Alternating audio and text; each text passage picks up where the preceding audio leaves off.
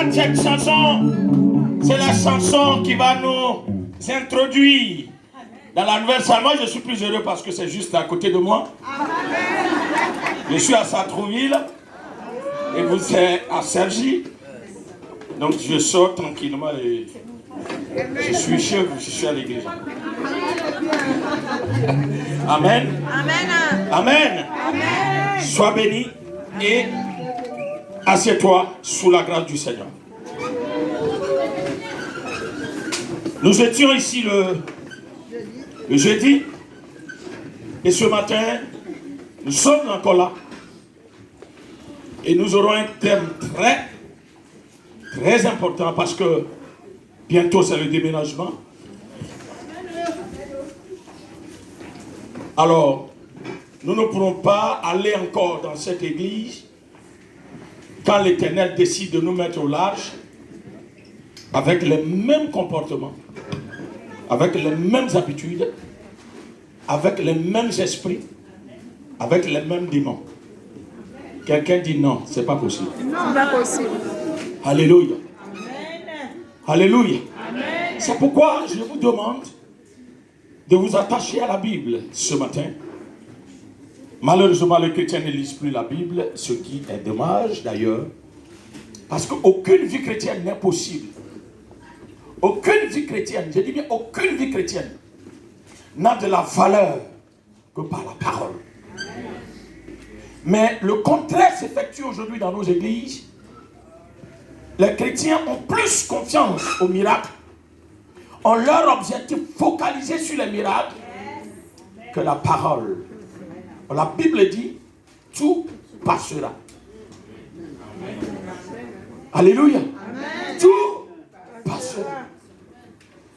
Alors je me dis quoi? L'homme de Dieu est un homme de délivrance, je le suis, mais aujourd'hui je ne veux pas faire la délivrance, je vais vous enseigner. Amen. Il faut qu'on de temps en temps équilibre les choses. C'est pourquoi nous allons prendre nos Bibles dans le livre de 2 Rois 5. Vous ouvrez vos Bibles. Et lorsque vous êtes à la page, nous allons prier. Éternel, je bénis ton nom pour ta présence. Instruis-nous par ton esprit. Dirige-nous, Saint-Esprit. Efface ma personne physique et fais grandir le spirituel en moi afin que ce peuple soit enseigné et aguerri pour les bonnes choses à cause de ton nom, au nom de Jésus. Amen. Amen. Soyez bénis au nom de Jésus. Amen.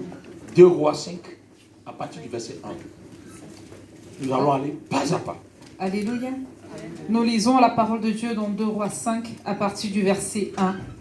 Naaman, chef de l'armée du roi de Syrie, jouissait de la faveur de son maître. Je voudrais qu'on s'arrête pour mettre le doigt sur des mots qui vont nous aider à mieux comprendre le texte. Le texte dit Naaman. Chef de l'armée du roi. Donc, si tu as ta Bible que tu as un bic, tu peux tracer en bas chef de l'armée. Parce que nous ne parlerons pas de n'importe qui. Nous allons parler d'un homme de grande valeur. La Bible dit chef de qui? De l'armée du roi. De l'armée du roi. Qui est le chef de l'armée de Macron ici? Le chef d'état-major? C'est qui? Le général Lecoin. Et c'est lui le chef d'état-major. Même le président Macron a parlé de lui. Le chef d'état-major, c'est quelqu'un qui a une autorité incontestable, qui peut soulever l'armée à n'importe quel moment, qui peut révolter l'armée à n'importe quel moment. Donc ce n'est pas n'importe qui. Il est question d'un homme très influent, à la personne de Naaman. La Bible dit qu'il est le chef de l'armée du roi. Oui. Jouissait de la faveur de son maître. Et d'ailleurs, la Bible atteste que c'est un homme qui avait de la considération. C'est un homme respectable de la part de son chef, de son roi. C'était le président. Maintenant, on parle du mot président. Avant, c'était le roi. Oui. Et d'une grande considération. Non seulement en dehors du respect que Naaman avait, Naaman était respecté par le peuple. car c'était par lui que l'Éternel avait délivré les Syriens. Alléluia. Nous sommes... L'histoire nous rappelle exactement ce que nous sommes en train de vivre actuellement. Nous venons d'être délivrés d'une location de salle et Dieu nous donne une autre salle. Et la Bible dit que c'est par cet homme-là que Dieu va faire un travail extraordinaire. Et je suis sûr que par toi, par tes offrandes, par ta participation, par tes dîmes, Dieu vient de nous accorder un nouveau lieu, une salle qui nous appartient nous-mêmes. Amen. Donc je ne veux pas que tu sois un amant, mais que tu aies un regard tel que le verset le dit. On peut avancer. Mais cet homme fort et vaillant, était lépreux. Alléluia. Amen. Vous voyez, un homme de grande qualité, mais qui avait un problème. Quand on le voit, on a envie d'être comme lui. Quand il passe, tout le monde se couche. Mais le problème, c'est que Naaman est lépreux. La maladie en Israël, quand on parle d'un lépreux, il n'y a aucune maladie en Israël où on met la personne hors de sa famille. Il n'y a aucune maladie en Israël où il y a un camp spécial construit pour faire partie de ces malades. Mais en Israël, une fois que vous êtes déclaré, même en Afrique, partout où tu es lépreux, tu n'as pas le droit de vivre parmi les humains. Tu as ta place, tu as ce que tu as fait. Et c'est cette maladie-là que Naaman avait. Voilà un homme considéré comme plusieurs ce matin. Bien habillé, joli à voir, bien costumé, dimanché, comme on le dit. Mais malheureusement, beaucoup ce matin sont des lépreux ou des lépreuses. Est-ce que quelqu'un peut dire, papa, tu peux révéler là? Encourage-moi à te révéler le secret. Il dit, cet homme vaillant, cet homme que tout le monde avait tête, est un lépreux. On peut continuer. Or, les Syriens étaient sortis par troupes et ils avaient emmené captive. Malgré qu'il soit lépreux, il fait des exploits. Amen. Alors, ne te réjouis pas parce que tu as une nouvelle salle. Parce qu'elle ne te sauvera pas. Elle ne te produit pas le salut. Elle ne t'amènera pas au ciel.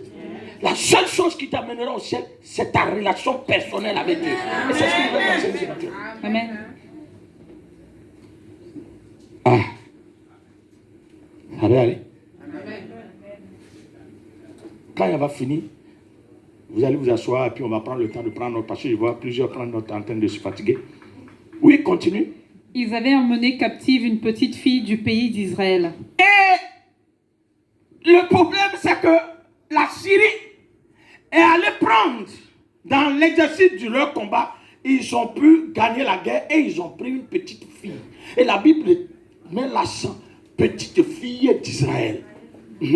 Qui était au service de la femme de Naaman. Et cette petite fille était au service de la femme de Naaman. Et elle dit à sa maîtresse. Et la petite fille va dire à sa maîtresse. Oh, si, mon Seigneur. Non, mets l'accent sur ce mot. Oh. Ça veut dire quoi ce mot-là? À quel moment on l'utilise? C'est un... On l'utilise à un moment de pitié. Un moment d'étonnement. Oh! C'est nous en Côte d'Ivoire ou bien c'est le Cameroun. C'est la même chose. Les Gabonais. Oh! Ça veut dire... Pourquoi il fait ça? Au fait, la petite fille se donne du fait que lui, cet homme voyant, soit lépreux. Comment il est lépreux? Écoute-moi, comment tu as fait pour avoir la lèpre malgré cette grandeur que tu as? Et elle va dire quelque chose qui va me toucher. Vas-y. Si mon Seigneur était auprès du prophète. Si Naaman était auprès du prophète. Qui est à Samarie. Le prophète le guérirait de sa lèpre. Le prophète le guérirait de sa lèpre. Naaman allait alla dire à son maître, Naaman allait dire à son maître, je vais aller pour qu'on finisse le test et puis on va revenir en année, oui. la Vas-y, jeune fille du pays d'Israël